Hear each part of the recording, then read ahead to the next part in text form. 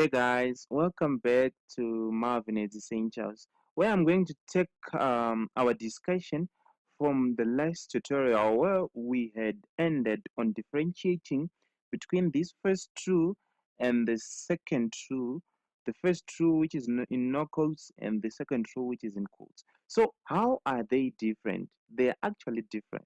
How? It's the type of data. Like they are both data, true and true, they are both data, but they are different types of data. So in Python or in programming in general, we have what we call data types.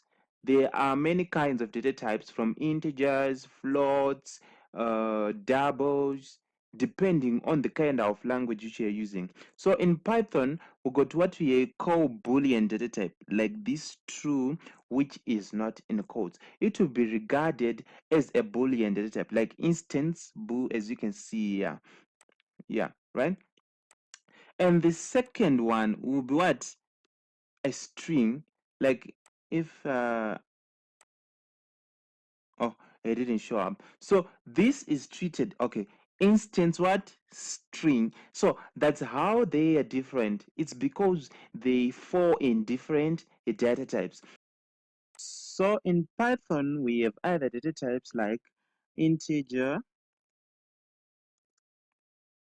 24. Like 24 is an integer. It's a positive whole number, or it can be a negative whole number. Or we can have another data type, which is what?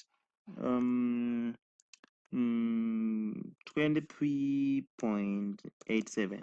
This is called a float, right? This is a float data type. This is an integer data type. This is a string data type. This is a Boolean data type. And this is a what? A float data type, right? So these are the four basic data types which you find in Python programming. Let's say you've forgotten that this true belongs to the Boolean data type, or this 23.7 belongs to the float data type. So how do you know now that this data belongs to this data type? So we implement another inbuilt function which is called type. So type is also followed by a pair of parentheses, and in the parentheses is where we put the data which we want to see, the data type which it belongs to. So we just copy this 23.7, then we put it between the parentheses. Let's remove this and see how this works. And if we print this, it's no longer going to print 23.7, but it's going to print the class or the data type which 23.7 belongs to. Let's run this. So you see, it prints class float.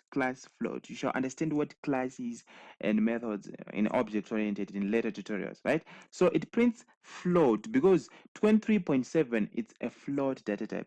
If we've put a 23 alone, it is supposed to print what? Integer, because it doesn't have commas or decimals. And if we put the same 23 in quotes, it's no longer an integer, it's now a string because it's now surrounded by what?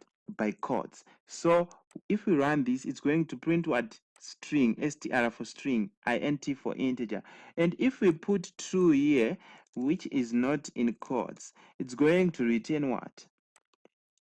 Boolean. So this is how we can find out what kind of data a certain data will be belonging to, what kind of data type a certain data will be belonging to. So join me in the next tutorial, guys, as I explain more on how we can implement or use, or how important these data types are in programming. See you in the next tutorial.